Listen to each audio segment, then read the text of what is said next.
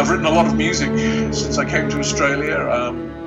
For the past 20 years, I've presented a radio show on the Australian equivalent of Radio 4, called The Music Show. I've written books. I was, for the first 12 years, a university lecturer. So it's been varied, but there's always been work. The job was advertised, Fellow in Music at Bradford University. I applied for it. I was pushed into it by some of my lecturers at university because I was very young. I was only 21 and I was finishing up my undergraduate course at Lancaster. And I was shortlisted along with 5 other people and went for the interview. And I discovered later that the Vice-Chancellor had written to the appointment committee and said that on no account were they to appoint this 21-year-old. And the chair of the committee, Professor Matheson from pharmaceutical chemistry, elected not to show the letter to the committee.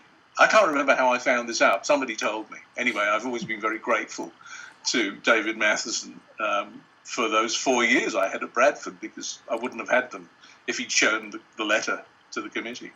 I had a concert series to run and a small budget to effectively bring to the university anybody I fancied giving a concert.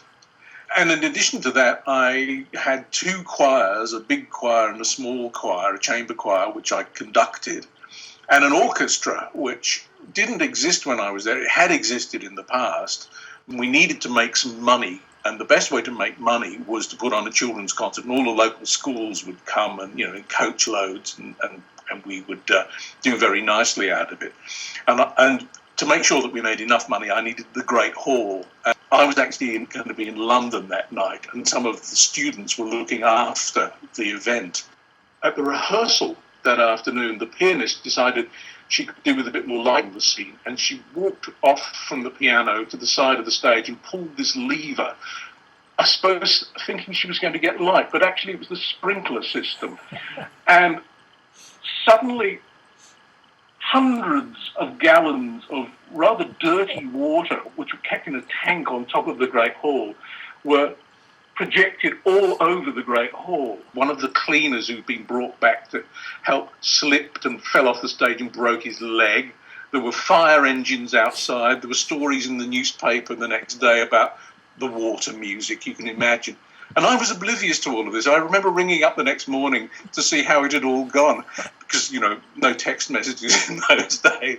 I think when I went to Bradford, because I had just finished my undergraduate course, I wouldn't have really called myself a professional musician. I was full of energy and enthusiasm and ideas, but my experience of conducting was limited. My experience of composing was fairly limited. It was limited to a 3-year undergraduate course, and I'd never administrated anything. But after 4 years at Bradford, I felt as though I was a professional in all of those aspects. So although I was a member of staff and not a student at Bradford, in many ways it kind of completed my formal education. It was like a finishing school for me.